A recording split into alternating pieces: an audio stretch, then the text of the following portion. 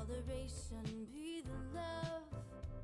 Before pride and exaltation, be the love. Be the love. You are listening to Be the Love, transcending through the shadows into a higher state of consciousness.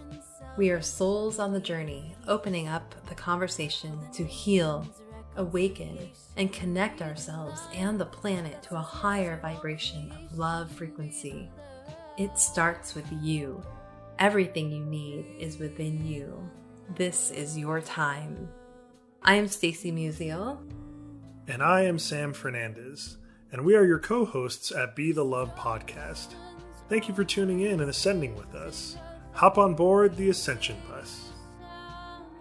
This is Jules DeVito from Highly Sensitive Humans. This is Katie Jo Holton. We are Michael and Jamie Thornhill at Casa Galactica. This is Tara Jolly. I'm Anna Anderson, and you are listening to Be the Love podcast. Hello and welcome to another episode of Be the Love, transcending through the shadows. I am Stacy Musial. And I am Sam Fernandez.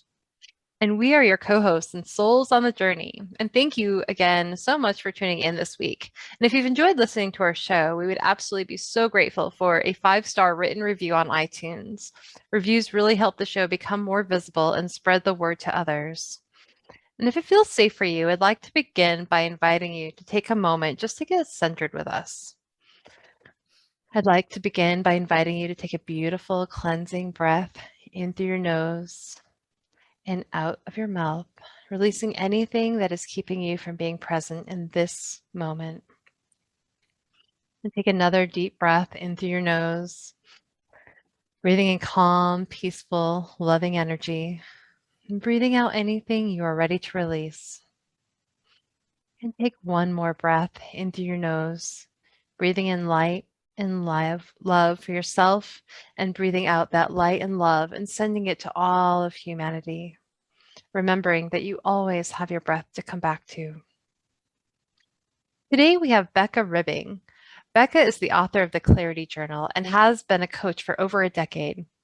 She's on a mission to help people break out of the cycles of uncertainty and struggle that hold them back.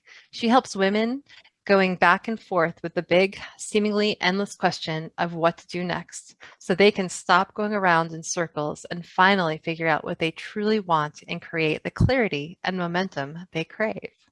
So thank you so much for being here with us today, Becca. Thanks for having me. Absolutely.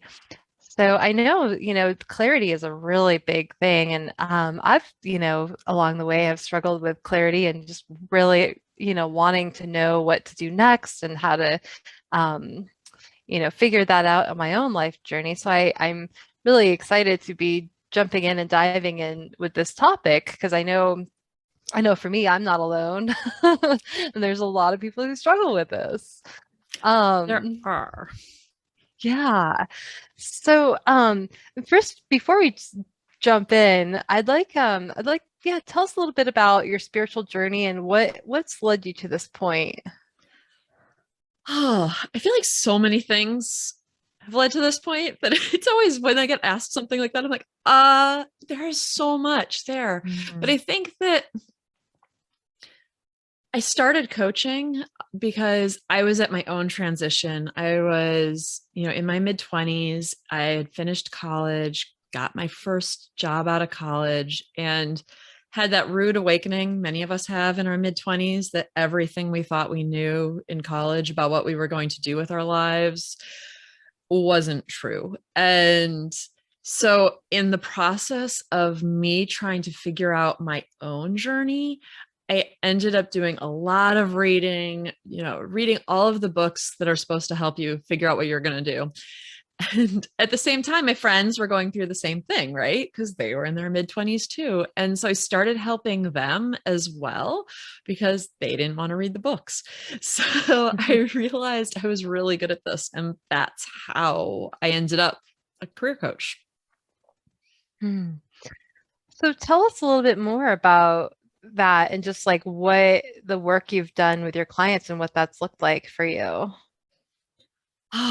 It's really, a lot of times it's about helping them feel stronger.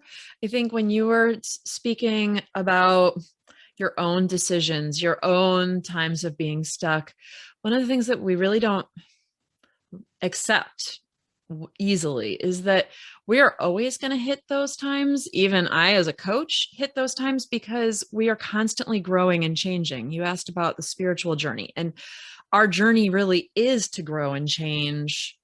And so whatever your answer is today about what is the right thing for you to do is not going to be the answer in 3 to 5 years. In 3 to 5 years, you will have mastered that and it'll be boring. So I think that it's really important to like recognize that you aren't actually trying to come up with your life plan. You're trying to come up with the next step in the plan. And so I think that that really helps at a certain level take it down a notch, like make it less fraught. Because if you look at your life as just these stepping stones of a journey, then there really isn't that wrong answer. That stepping stone that you're about to take isn't necessarily 100% good or 100% bad. It's like on this continuum of human experience. And so being really clear about you and your own strengths and kind of what you bring to the table, I think that is the most important thing, because where I see people get lost in this is they listen too much to, you know, their parents, their friends, their siblings. They allow themselves to lose sight of their own intuition. And a lot of times when they're having a hard time moving forward, what it really is their intuition is telling them one thing and the rest of the world is telling them that that's not safe, or maybe not even that strong. Like a lot of times it's just like a lot of, are you sure? Are you sure? And it's hard to be sure when someone's constantly asking you, are you sure? Like that expression doesn't like give confidence to the other person. So I think that it's really about being confident within yourself about like what this path is going to look like for you, like more in the intangibles than the tangibles. Mm-hmm. Absolutely. And I think, you know, in our culture, a lot of, I know for me in particular, you know, it was always like, oh, what are you going to do when you grow up? You know, you have to make that choice. And, you know, so there was a lot of times where it would feel like I was stuck with this paralyzation of analyzation, because I was like, well, what if I don't choose the right path? What if I take the wrong road? And, you know, and so do you find that that tends to create a lot of stuckness for people just trying to figure it out, like what's the perfect path for them? I think it does, because we just don't have the same paths that we had 50 years ago. And so if someone asked you as a kid, what do you want to do? You would have said like, I want to be a firefighter, or I want to be an astronaut. I want to be a teacher. And all of those things are very concrete, very like set out of the 1950s. Like you get your job, you do the you do the training, you get your job, and then you do this job for the rest of your life. And really, maybe you'll get into management, but it's the same job. That doesn't exist for most of us. And I think it's a little bit unfortunate, because the people that are charged with training us, that is teachers and professors, are still in that mindset because that is their job. Their job is still in that paradigm, but I'd say at least 70% of other jobs are not in that paradigm. So it makes it a little hard for them to truly relate with having a career be less concrete and more like internally driven. So talk a little bit more about just, you know, the idea that we don't need to have it all figured out, but, you know, just maybe steps on the path and what that might look like for somebody. So when I start working with someone, I also wrote the Clarity Journal. And so in the beginning of the Clarity Journal, I spend a lot of time trying to get people to articulate their stories and articulate their strengths, because when I hear the stories, I can really help them pinpoint their strengths. I find that when I point out a strength to someone, oftentimes they will get really quiet and just go, and not in a like, and not necessarily in an energized way, but more in a like puzzled way. Because once they start talking about it, it's like, but that comes easily to me. Doesn't that come easily to everyone else? Or that should come easily to everyone else. And it's funny because I think a lot of times that very same person gets annoyed at their coworkers for not having their strength. And when I point out, like, no, that comes easy to you because that is your strength. That is what makes you valuable, is the fact that it comes easy. And that is what is going to make your future jobs better, is if you are using those things that you find easy within yourself, then you're not struggling, you're letting go of the struggle. And I think we spend so much time in school, like when we're in school, it's not like people are really nice, like, oh, you got an A in math, that's great, but your writing sucks. And it's always, yeah, but. And so we do that to ourselves. We've been trained, like since we were 5, to do the yeah, but. Oh, I am really good at like raising my hand in class, but I need to practice my math, like my times tables better. I'm really good at X, but I need to do this better. As an adult, if you are spending a lot of time trying to do that, yeah, but, yeah, I need to fix this, I need to fix that, it is exhausting.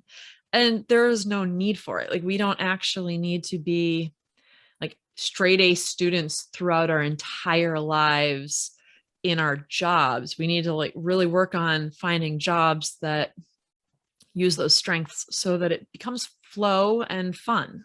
Mm-hmm. Yeah. And I really like what you said there, because yeah, I mean, I go through that too. You know, somebody gives me a compliment, you do a good job at this, that, or the other thing. Yeah, but I suck at this. You know, yeah, but I suck at that. You know, and it's really hard, I think, for a lot of us to take any compliments because, you know, like you said, when we were kids and we were in school and we were learning, you know, yeah, our strengths were, you know, yeah, you did good at, you know, spelling or whatever, but let's work on math because you really suck at math, you know? So it was always, you know, that little like just stab, you know, that little jab that you got. And it was funny. I was actually not too long ago, I was watching this survival show, and one of the people that were, you know, stuck on this place, they were talking about, you know, back with our ancestors, you know, our cultures, we all had this rite of passage, this right into adulthood, you know, where we would, you know, some tribes would go and have vision quests, you know, their young ones would go and have vision quests and be, you know, by themselves for a couple of weeks. And when they would come back, they would come back as an adult, you know, and it seems like in our culture now, we really don't have a rite of passage. But if we, I guess, if anything, I guess our quote unquote rite of passage would be, you know, more like workforce related, like you said, like get into college, you know, go for your, you know, degree, and then do your job with that degree. And if you do all that, then that makes you an adult, you know. Yep. And I think it's kind of, it is a skewed way of kind of looking at things.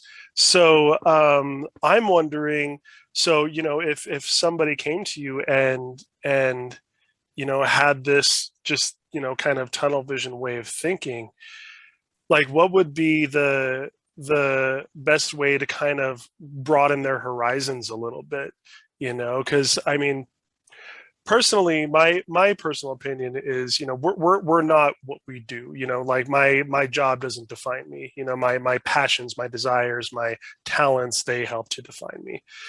But in this Western world that we live in, where we're so locked into this box, you know, how do we unlock that box and kind of, you know, creep out a little bit? It's a great question. I feel like some of it is just about mindfulness, like being aware that you are doing it, being aware you're doing the, yeah, but when you were saying that, I've never used this phrase in this topic before, but now I'm going to all the time. It's like you're giving yourself compliment sandwiches, right? When you're like being taught in school how to like critique other people's writing, it's like you say something good, you say something bad, and then you say something good. And we're all doing that. And I think that also, like, we all know the really annoying person that's like probably a narcissist and can totally talk about themselves in like really flamingly positive ways. And that's annoying, but recognizing that like within yourself, like you deserve ease, you deserve happiness, you deserve connection. And so when I do work with people, I think that a lot of it is really about giving them permission. Like they need someone who is going to listen to them and go through this process with them, who is not their parent, who is not scared for them, but is expansive. And I think you can do that in a lot of ways. I am not saying that like if you can't afford to hire a coach, you're up a creek. But like, and that's actually one of the reasons why I wrote the Clarity Journal, because I really wanted to help people kind of get out of this stuck feeling within yourself when you are asking the same question over and over again. And that question is often like, it's not even a question sometimes. It's usually a statement. I don't know what I want. I don't know what I want. I don't know. I don't like that. I don't know. I hear over and over again. And when I can help people just start to talk even a little bit and ask questions that kind of expand them outside of the way they've been thinking about it, I oftentimes hear it really rapidly shift from I don't know to I need to figure out these three things. I have these two decisions to make, and I'm really having a hard time with that, with committing to it, because one is completely different. Like I joke when I start up with a client, one of the first questions I ask after I've gone into what their background is and stuff and what they think they want is like, is there anything that you're thinking about that's completely outside the box? Like, are you thinking about opening a coffee shop or a Bikram yoga studio or going and becoming an artist? Because we suppress that so much that without being explicitly asked, sometimes it doesn't come up in the conversation for 2 or 3 sessions if I forget to ask it, because it's like this deep place within ourselves where it's like precious and small, and we don't want to totally let it go. And we feel like whenever we talk about it, someone's going to do that yeah, but thing and be like, like that face, you see it on their face. And so I think that that's like the biggest part of this is to get more comfortable with your aspirations and you're right. It doesn't have to be in work. I think some of my favorite clients are actually coming to me simply because they want to find a job that like they know what they want to do and it is not a job and they know they need to make money. And so they actually come to me like, I want to work 40 hours a week. Just tell me how I can find a job that truly works 40 hours a week because I want to have time with my family, or I want like whatever it is that is their passion. Like, and sometimes I try to circle it back. It's like, well, are you thinking expansively enough about what jobs can be? Because we spend at least 40 hours there. You might as well be happy. But it is a really interesting thing because it's so counter to our culture that every time that happens, I'm like, oh, that's really cool. You go. So I'm wondering, for, people who find themselves stuck, just trying to get, clarity or to figure out what that next step is. And, maybe that going from the I don't know to, trying to do that exploration. What are some tools that people can use to help them get unstuck, to move from here to there and where they want to be? So I think that it really depends on where you are in the continuum. If you're like truly burnt out, then like adding in a little bit of meditation to start out with, or just even taking like long walks to help just get yourself to breathe. I loved your opening breathing exercise because it was just such a good reminder, just like a short little snippet of a reminder. And so on that continuum, I do think that becoming more open to exploring when we are stuck, we oftentimes, when we're talking to our friends, we're coming at it from a place of negativity and a place of fear, and moving slightly outside of that comfort zone to, hey, I'm thinking about doing this. I'm exploring it, like changing how you're talking about it within yourself, and then journaling about it as you get slightly more, not comfortable, because actually you probably will get less comfortable with it before you get more comfortable with it, but really sitting with the fears that it's bringing up, really sitting with all of it so that you can notice it. I find that one of my pet peeves about how we teach mindfulness in this country, how we teach meditation, is that we so often go right to the, and then you suppress your thoughts. Like, it's like you breathe and yeah, you notice, and then you clear your mind. And that's, no, the whole point is to notice everything that is going on. And sure, as you start noticing it, it relaxes, but you can't actually get to that place of relaxation without noticing it. And I think that we have so internalized that bad things are bad, right? Bad feelings are bad. And I'm going to get a little like feminist here, but I know guys deal with this too. But I think especially women have been taught, if you are angry, you're not being rational. If you are mad, you're not being rational. If you are sad, you're not being rational. And that's totally not true. All of those feelings are almost always rational reactions to something that happened. And it drives me batty. I'll hear some woman be like trying to suppress, and I'll just be like, okay, you're mad because your boss just dropped a project that's due in 3 days and you have no time to do it. And you are telling me this isn't the right time to leave the job and go job searching because you would be hurting your coworkers. And I'm like, but you are hurting yourself. You are literally hurting yourself staying in this situation.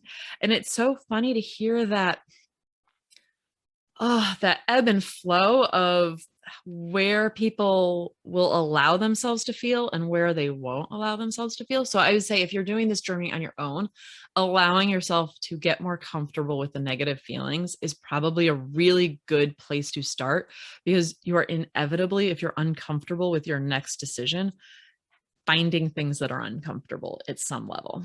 Mm-hmm.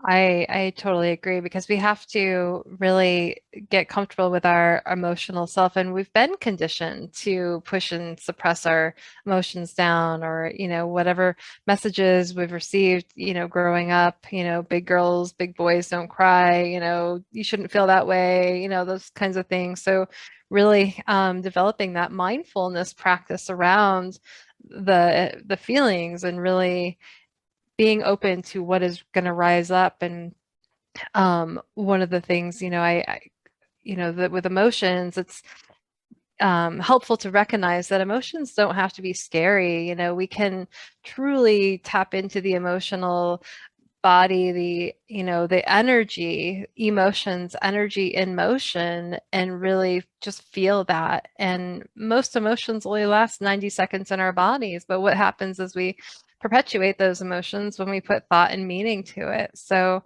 when we can truly just like notice and be aware, that energy begins to dissipate, and it can be a really beautiful process to connect with ourselves.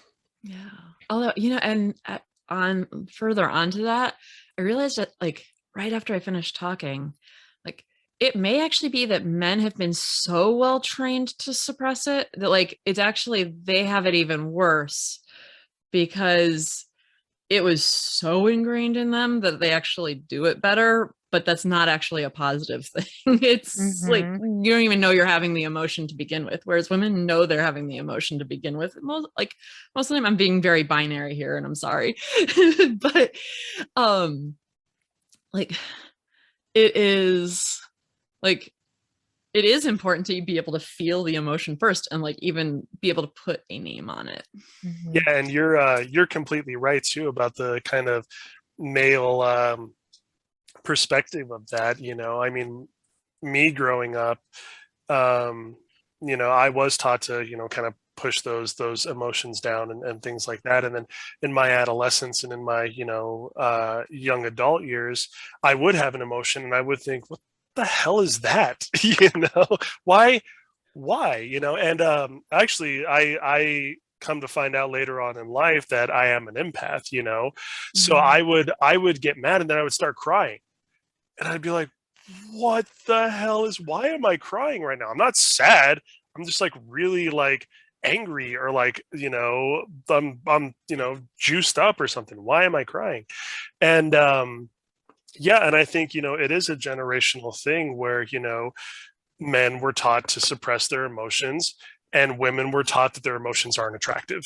That nobody wants to see, nobody wants to see you cry. They just want to see you happy and smiling and, cooking the dinner and having the children, and with the men, nobody wants to hear about, how you feel inside. You just go to work, you provide for your family. And that's what makes you a good person. That's what makes you a good parent, is if you do these other things and, to hell with your emotions. But I think, nowadays, especially, with circumstances that have been happening throughout the world, that, we are, like you said, realizing that, okay, our emotions, and it doesn't matter what they are, they're all good. They're all good. They're all trying to, they're trying to protect us, or they're trying to, teach us something, so they are all good. And it is okay to feel them. My question for you though is if somebody did decide, to go on this path alone without a coach or a mentor or something like that, and, they do start feeling these emotions, but then they start, like their ego brain kicks in, and they start getting in their head and, start thinking, wait, I don't want to overdo it. What if I overdo it, and I go crazy and I just, end up like doing something that's going to land me in jail, like, kind of go into that extreme. If you are starting to feel your emotions and they're starting to become really raw and really powerful and you start to get afraid, what would be a good kind of exercise or something to do to kind of bring you back into now, to bring you back into realizing it is an emotion, it is good, but I don't have to hold on to it and I shouldn't hold on to it, that kind of thing. Like kind of the old Chinese proverb goes, let your emotions come and go like your thoughts, but don't serve them tea, don't let them sit. Oh, I love that. I think it depends on where we are on the continuum. Like, again, like I think therapy has a really important place in our lives. And sometimes I get a little worried when I am speaking that I am dismissing that someone with genuine trauma doing this on their own is just going to re-trigger trauma over and over again. And it just is important to stop that cycle and get help.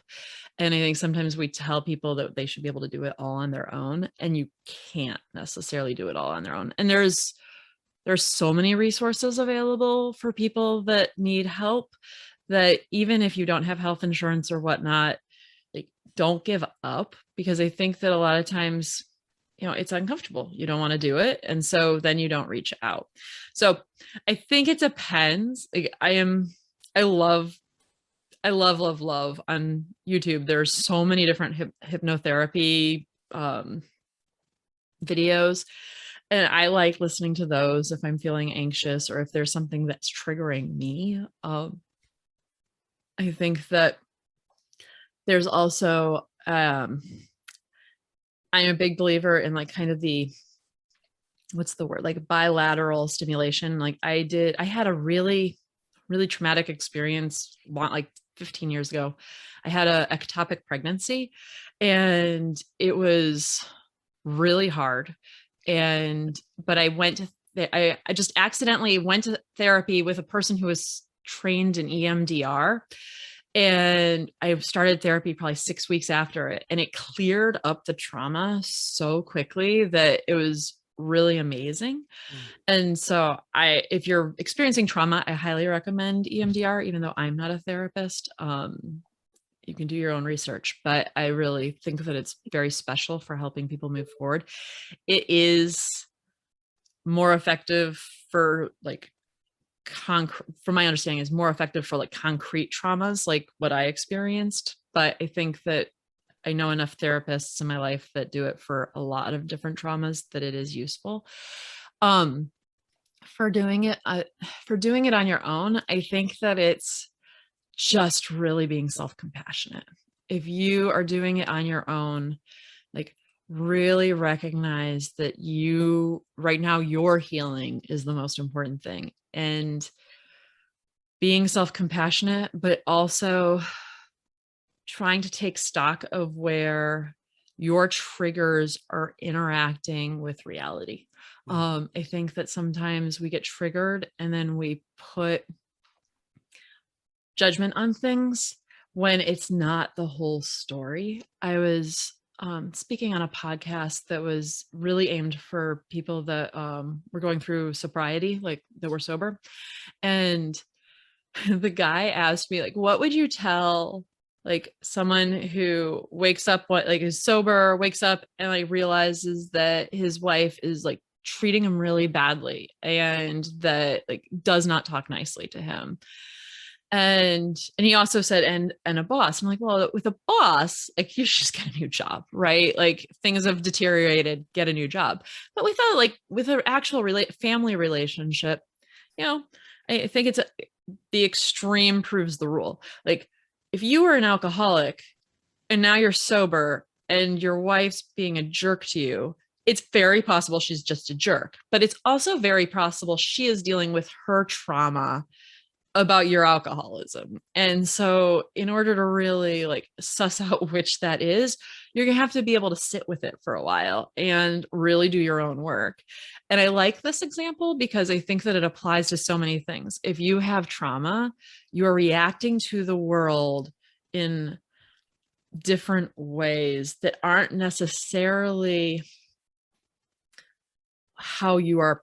The truth isn't what you're perceiving right now. And so being able to like take whatever is triggering you and really look at it from all sides and try to see the other person's perspective, I think is really important, because we don't want to just run away from everything, right? We're not going to run away from our pain all of the time and have that be successful. I think in some ways, when we talk about this, what our parents and grandparents were trained to do, it makes a lot of sense when you look at like your grandparents or your great grandparents, like what they went through during like World War I, II, the Great Depression. Like it makes sense that not talking about your feelings became kind of the standard. Like, can you imagine if everyone was just emoting about this like horribly, horribly tragic war? It just wouldn't, society would have stopped functioning.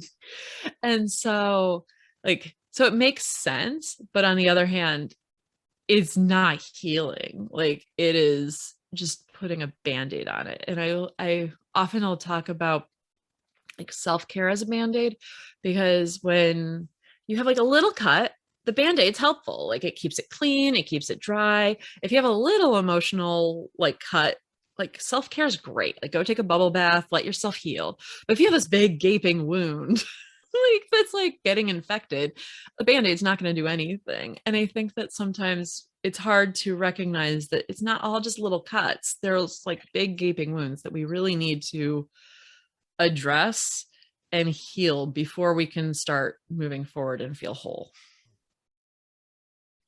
Thank you for sharing that. Yeah, I think so tell us a little bit more about your perspective on self-care and what that looks like for you, and how can we redefine that for, and bringing more maybe self-care in a way that would be more healing. It's recognizing that the self-care is going to have to be commensurate with whatever the emotions are. And so the self-care of dealing with just like a little spat is a lot different than the self-care of having a horrible job. And I use the horrible job situation because I run into so many people that have that, and I will hear it. Oh, I just spent $130 on a massage and it was great. I was so relaxed. And then I walked out of the building and I looked at my text messages and I had 5 different text messages from my boss. And it just goes, it's gone. Like all that self-care you just did, gone in a moment. And so I think it's recognizing that self-care can't fix that. Like if you have something structurally wrong in your life that is creating burnout and overwhelm, that needs to get fixed before the self-care is really going to make a meaningful difference in your life. So, I think we tend to maybe, push those things aside, and, maybe we're not as honest with ourselves about our situation, or, maybe we internalize the guilt or the shame, the blame, and, oh, I must be attracting this into my life, as far as like, the whole law of attraction paradigm, or, and so we tend to take more responsibility rather than just saying, oh, well, my boss really is just an ass, but like, what are some things we can do to truly tap into the truth within ourselves, and how can we be more honest with ourselves about our situation and about like what maybe we can do, and recognizing what's not working anymore, and how do we really start, really taking it on head on? Well, I think I'm going to back up a teeny bit because I think it's a good illustration. I feel like the self-care articles hit a critical mass in like this late winter, early spring of 2000. And, of course we were all stressed out. Like the world felt like it was imploding. We were all stuck in our houses, and either we were stuck by ourselves or we were stuck with our family. But like either way, it was stressful. Like I love my family. Being stuck 24/7 with them was crazy making. But I have single friends who are stuck totally by themselves and were extremely lonely. And we're telling them that like a bubble bath is going to make them feel better. It's not going to fix the fact that we are like literally in a global catastrophe. And so I think taking that and really like being able to see that, like, okay, society's response to like, okay, what happened like last like spring of 2020, like the pandemic and the shutdowns and the like continuous rolling shutdowns, and like George Floyd and the Black Lives Matter movement. I mean, it felt so intense, and media is telling us that we should like have a glass of wine. And it's just like when you actually state it like that, it's like, oh duh, this is stupid and was never going to work. Like, why did I buy into that? And I think that part of it's just owning this is stupid. Like people's suggestions don't always make sense. A lot of times what society's trying to do is like keep making us good minions. Like, I mean, even if they don't mean to, I'm not even saying that like every person who wrote an article on self-care during that time was like part of the, like was the man, but it really highlights like our collective desire to just totally push aside actual trauma. And so I think, to get back to your question, like what can we do is like really recognize just like that's silly. Like we have like our boss, like recognize also that our boss is just not behaving well. I think that's one of the key things. Like was it Dan Savage? I'm not sure if I'm allowed to swear on this podcast. Like, oh yeah, you can swear. Like, right. Okay, it's like dump the motherfucker already. Like, you know, I think that when we're reading, like, Dan Savage is a sex columnist, and like when we're reading those advice columnists, and like you can tell they're really struggling with like not just telling, okay, you need to break up with them, you need to break up with them, you need to break up with them, you need to break up with them. And it's the same thing in your work life. Like I think we really almost are in an abusive relationship. I mean, how many people do we know in an abusive relationship that are like, oh, maybe he'll change, maybe they'll change, and you know, maybe I'll get a new boss, maybe my boss will finally become a good manager. Like what exactly is it that you're hoping is going to change? They've showed you they don't value you. And sometimes we also take it too personally. Like maybe they're showing you they don't value you, but maybe the real problem is you said yes to every single thing. And so if you're the go-to person they can like offload their overwhelm onto, of course they're going to do that. So there's some internal work to be done too, because even if the answer is, I need to leave this job because it is toxic, how do I establish boundaries so the next job doesn't become toxic? Because I can guarantee you, if you say yes to every single thing, every job is going to be toxic, because it is human nature to take advantage of the person that always says yes. Mm-hmm. Absolutely. And I think, yeah, I mean, just learning boundaries and learning our limitations and, you know, what starting to like really what feels good in our bodies, right? And so, and maybe it's, you know, this boss, you know, the toxicity, recognizing that, you know, this is not what I want to allow in my life anymore, you know, and that we have choice in that. And I think, you know, going back to just that, the trauma piece, you know, you mentioned, you know, EMDR and things. And I'm actually an EMDR therapist too. Oh, I didn't know that. Yeah. So it's, it can be really powerful, but recognizing what is your trauma that's coming up in those situations, you know, and why are you allowing that in your life? And if it's that trauma pattern, you know, reenacting itself and what we do. And so being able to really step into our truth and start to separate and say, you know, this is, like I said, this is not what I allow or what I choose to allow in my life anymore. And really stepping into your sovereignty, your power, and making different choices. Yeah. Although I do think it's where also having an outside person really helps, because I have dealt with enough people who have PTSD that they are going to get triggered. Like there's just no way they're not going to get triggered by things. And when they get triggered, it is life and death. Even this little thing that to an average person would be like, that's not a big deal. To them, their entire body is reacting life and death. And one of the things I love about my job is I will work with people and mostly talk about career stuff, but I've had a couple clients who are PTSD victims, and they like being able to point out to them, hey, that one you need to go talk to your therapist about, because I'm guessing it's not coming up in therapy and you are obviously really triggered about it, has been really like interesting to see the progression and see their progression, because I do have some clients that have pretty traumatic backgrounds, and it's you know, but I guess when you're in therapy, you spend most of your time talking about your relationships, you know, and so I don't know, or maybe my clients in particular, like, and so it's been really fun to see, like, actually being able to heal sometimes with bosses. Like I had one woman who has PTSD, but also there's something in her background that means she can't pass a background check. And so she had to stay in the job, like had to figure out how to make it okay.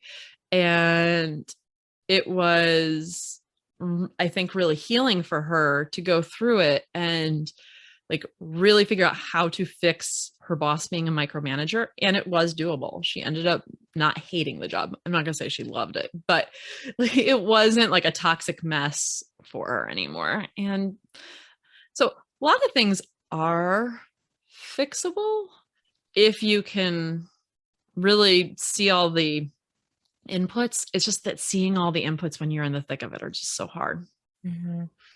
Absolutely. I think recognizing what's the past coming up, and as you know, people start to do that healing work and work on their trauma, because I've seen some pretty miraculous results with EMDR. You know, someone could come into my office with this trauma, you know, anger, rage that they've been experiencing, and they leave and the same trigger does not, it's not, they're the same event, or, you know, outside stimulus does not trigger them anymore.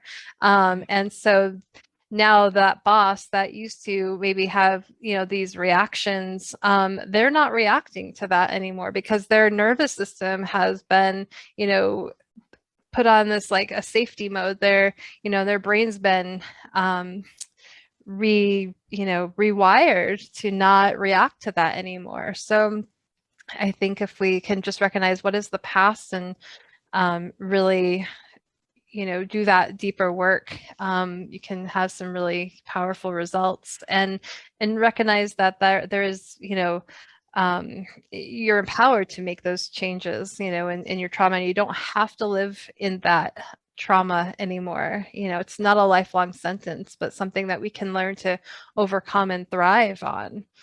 And so it can be a really powerful process. So I'm wondering, Becca, if you would like to, well, first I'd like to hear, about tell us a little bit more about the Clarity Journal and what was your inspiration for it? So the Clarity Journal actually came about because of my own back and forth, what should I do moment. I had my second son. He was probably about 2, and he's really wonderful, lovely child, love him dearly, but he had a lot of medical issues when he was a baby. Not bad ones, but ear infections and just like a lot of stuff going on. It meant I had to take off a lot of work. It just, when babies are in pain, they cry a lot. And that's hard for one's own nervous system. And so I was just leaving that period, and really that period, like I was in survival mode. And as I was leaving that period and trying to figure out where I wanted to go next, and did I want to throw myself into coaching full time, or did I want to get back to writing? Because I actually had, when he was born, I ended up having to give up a really cool meditation website that I was running. And so I was going back and forth with a friend. And she finally stopped me and she was like, Becca, you're a coach. What would you tell yourself? And I laughed and also kind of wanted to slap her. As we always do, when we've got that aha moment, like that aha question. It's like, oh, right. So I got off the call and I wrote out 30 prompts just right away. What do I ask my clients to help them get unstuck? And how do I help them get moving? And so as I was writing them down and answering them, I realized just how useful it was to reframe the question from a stronger, more clarifying perspective, like to go into deeper about both your wants and desires and strengths, and also your friendships and what is strengthening you, what is not. It just helps you get clarity about the central issue. And a lot of times, like before I started writing it, I didn't even realize that my big inner struggle was trying to get back to writing. I just was like, the reason why I was having a hard time really throwing myself fully into coaching was because I was holding myself back because I knew something was missing. But because I was doing the spinning thing, I wasn't really allowing myself to see it because it wasn't the safe thing. So I wrote the Clarity Journal, and I feel like it's a really useful first step in kind of doing a lot of what we've been talking about here, like just kind of taking in and doing an intake about where you are and what is and isn't working. I love that. And so is that currently on Amazon or? Yes. Yeah. Yep. Okay. Beautiful. And I'm wondering if you'd like to provide a meditation for our listeners today. Yeah, I would love to. So, all right. Find a quiet, peaceful place to sit. Have your hands either loosely clasped on your lap or resting on your knees. And breathe. Take a moment to gently move around to find the position that feels the most comfortable for you. Pay attention to each part of your body, starting with the feet and traveling all the way up to your head. Make sure that you are comfortable. And move your spine slightly from side to side, and relax. Take a moment here for a deep breath in. And now exhale all of the tension away. Settle into a sense of peace. Allow all worries and stress to just melt away.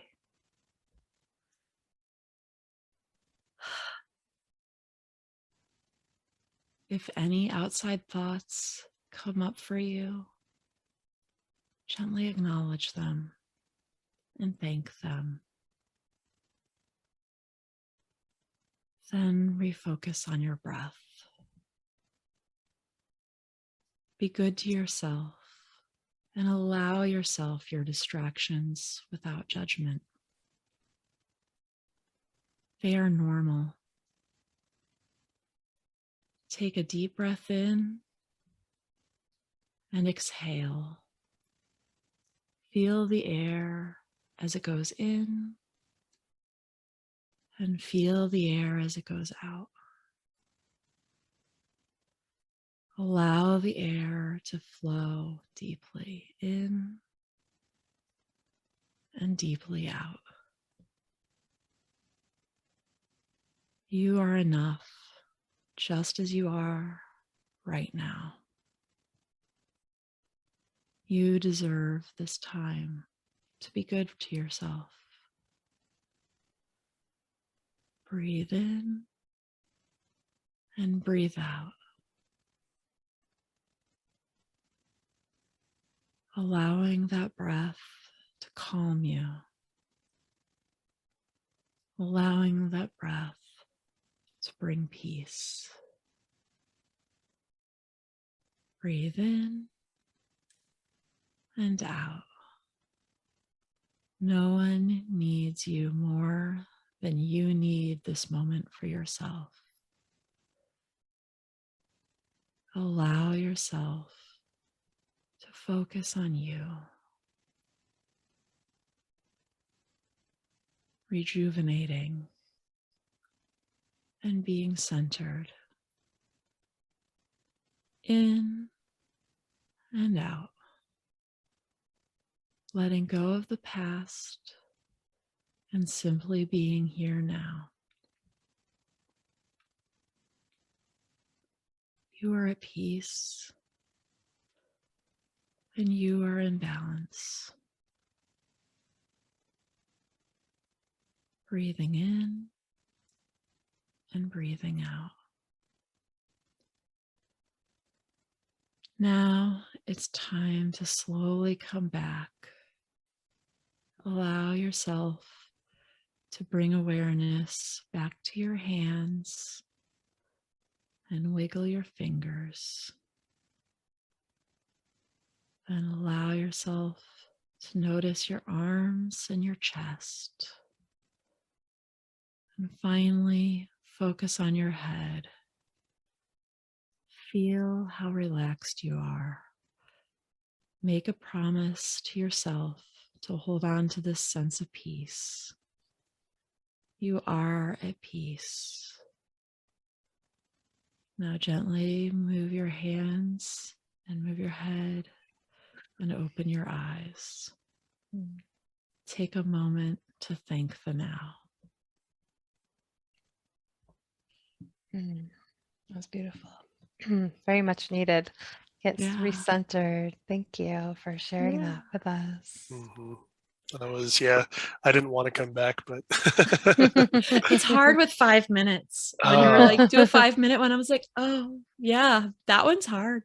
Like getting deep enough in to be able to come back out. That was pretty perfect. I mean, I could see, I could definitely see myself, going on like a break or something from work and listening to that and just kind of recentering. I think it was like perfect, the amount of time, like everything was just, so thank you. Yeah, that was great. And recognizing we really don't need, it doesn't have to be long, but just enough to take that time throughout the day to really just get recentered and just take some deep breaths and just focus in the here and now and embody the present moment. And I think it's also really important to recognize that your needs here come first, and that it may feel like other people are hair and fire and need you, but really they don't need you more than you need yourself. They don't need you more than you need centering. That is definitely a beautiful take-home message. Yes. I love that. That's, yeah, definitely true. And so, Becca, tell our listeners how they can find you and what you're currently working on. So they can find me at beccaribbing.com. Becca is Becca. Ribbing is Ribbing, and I'm sure it'll be in the show notes. And then you can find my book, The Clarity Journal, on Amazon. I'm also in the middle of writing my second book, but that's not quite out yet. Very cool. And we'll add those links to the show notes as well. So if you want to provide the Amazon link, we can certainly do that. Oh, perfect. Yeah. So, well, thank you, Becca, for being here with us today and sharing the space to have this beautiful, conscious conversation. Thank you so much. This was a lot of fun. Yeah. And thank you for listening to our show. Stay tuned for more episodes being released on Mondays at 5:55 a.m. Mountain Standard Time. And if you've enjoyed listening to our show, we would absolutely love a 5-star written review on iTunes. And of course, please share the love by sharing it with your friends. And if you want to support the work that we're doing, please consider making a donation to our Patreon site at patreon.com/Be the Love Podcast. And until next time, love yourself, love each other, and love the world. We love you. Love you guys. Take care. Bye. And we'll talk to you later. We at Be the Love Podcast are honored to be supporting the Kamoti Foundation, which is the nonprofit organization in Uganda that is working to build a school that will promote and support healthcare, education, skills development, feeding the hungry, human rights, and environmental defenders. Their goal is to work with young mothers and single mothers, street children, and vulnerable families who lack nurture as they guide them to become productive individuals, which will lead to a productive generation. Please see our show notes on how to become a donor, mentor, volunteer, or sponsor. Thank you, Heather Lynn, for providing us with your beautiful song to accompany our show, Be the Love. If you would like to learn more about Heather Lynn and her music, please visit her website at heatherlynnmusic.com. And thank you, Chrissy Grace at Leading Edge Productions, for the beautiful design and graphics. And thank you for tuning in. And until next time, we are souls on the journey. And thank you for hopping on the Ascension bus with us. And remember, there is always a seat for you.